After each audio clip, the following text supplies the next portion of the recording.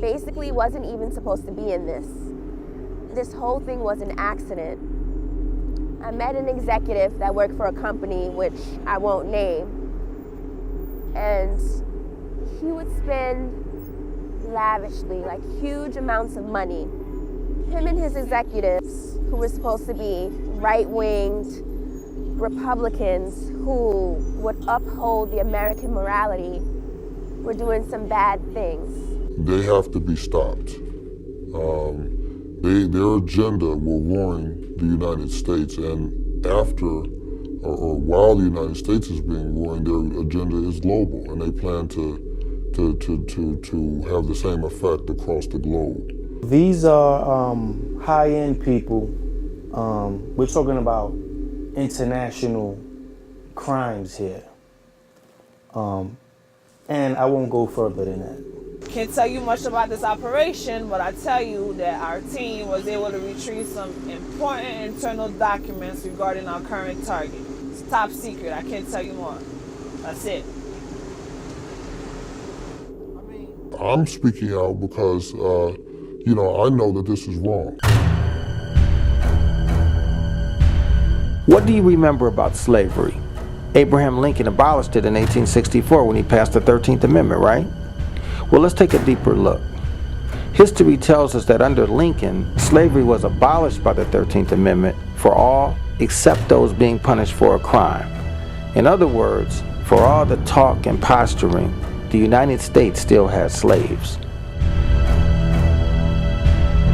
For 400 years in America, slavery provided free labor that helped accelerate the wealth of the greedy.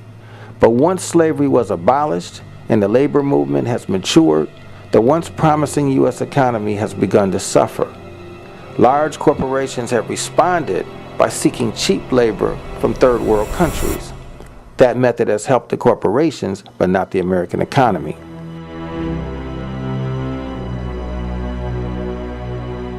However, under President Ronald Reagan, America figured out a new way to reinstate its slaves into the engine of the American economy. So, starting today, Nancy's crusade to deprive the drug peddlers and suppliers of their customers becomes America's crusade. If we're to defeat this enemy, we've got to do it as one people, together, united in purpose and committed to victory. And victory in this case is a drug-free generation. Private prisons. Where before it made little financial sense to keep people locked up, with corporations allowed to profit from the prison business, it began to make all the sense in the world, and slavery was officially back. The only problem, how to capture or fool people into slavery, and then how to keep them there. A super secret organization like the CIA is going to have secrets, but this sounded too bizarre to be true. Yet there it was, in print, in a respected newspaper. The accusation that the crack epidemic, which ravaged this country's cities, was spread with help from a secret army linked to the CIA. I will tell you, Director Deutsch, as a former Los Angeles police narcotics detective, that the agency has dealt drugs throughout this country for a long time. Even the CIA's own Solicitor General's report admitted that rogue assets were dealing drugs. Give me a break, folks. Skull and Bones that Kerry and Bush belonged to was founded publicly in 1832 with opium money, the Russell Trust. And the elite controls this $300 billion a year industry. $300 billion a year in just cocaine and heroin alone in the United States. And then when your kids are dumb enough to use it, they throw them in one of the private prisons that the drug-dealing families own. So they bring in the drugs, make the money, then they round you up when you use it and put you in their private prisons. They even own the private security companies that sell the weapons and armored vehicles to your police departments. The drug dealers profit not just from the drugs, but from the war, the crisis they create. Problem, reaction, solution. The ruling class here in America had to come up with something so that they could control certain segments of society so that they could stay in power. So they created the drug war for the felonization of Americans.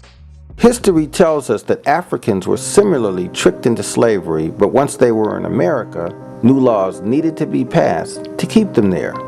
You remember the laws that said slaves were to be treated as property and not people? Laws that ensured the slaves could never become free.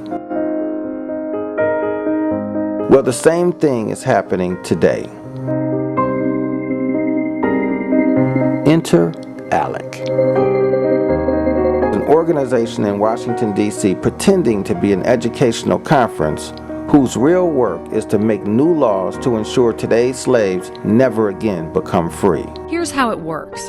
ALEC is a membership organization. Some of the members are state legislators. They pay $50 a year in dues. Other members are private corporations like Reynolds Tobacco, ExxonMobil, Pfizer. They pay tens of thousands of dollars a year. All told, tax records show as much as $6 million. ALEC is a conservative membership organization supported by large corporations. What ALEC does is draft model laws and use its member legislators to pass the new laws in their states. 3 strikes and you're out.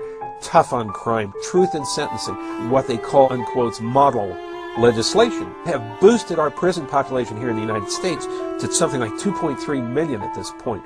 Far in excess of any country in the world. Our incarceration rate is totally off the charts.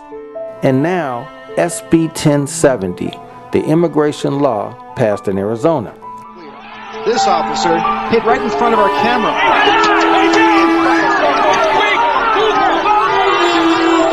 Then we saw another arrest. Officers whipped out cans of pepper spray. Volunteers rushed in. How ALEC does it is to hold 3 conferences a year where the corporations pick up the tab for legislators to attend. While there, they partner with the corporations on laws that further the corporate interests. It's called lobbying. Most states define lobbying as pushing legislators to create or pass legislation. And that comes with rules. Companies have to disclose to the public what they are lobbying for and how much they're spending on it. If these conferences were interpreted as lobbying, the group could lose its status as a nonprofit. Corporations wouldn't be able to reap tax benefits from joining, and legislators would have a hard time justifying attending a conference of lobbyists. Ironically, using the cover of an academic conference to make it look legal, the organization may itself be breaking tax and lobbying laws while criminalizing masses of people to keep them locked up for years. I recently saw a new film in America called Joy Road, a film they don't want you to see. In the film is the blueprint of how the ALEC system works in urban America. MCT is a prison. And I'm a consultant for the Kilgore Group, and they own the prison. Down, let me see the hands! Get down! Get down! Get on the floor! Stay down! Let me see hands! Get your ass on the floor! Stay down! And there are groups of youth who are against these practices participating in movements across American universities. One particular group caught my attention.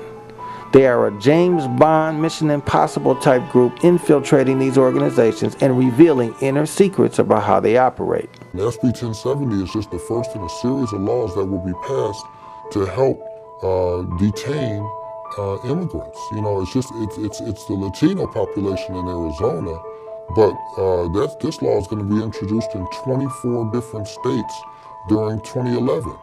And believe me, when this law is in San Francisco, it's Asians. When it's in the Northeast, it's people from the Caribbean. It's not just Latinos. It's anybody that doesn't look like a quote-unquote an American.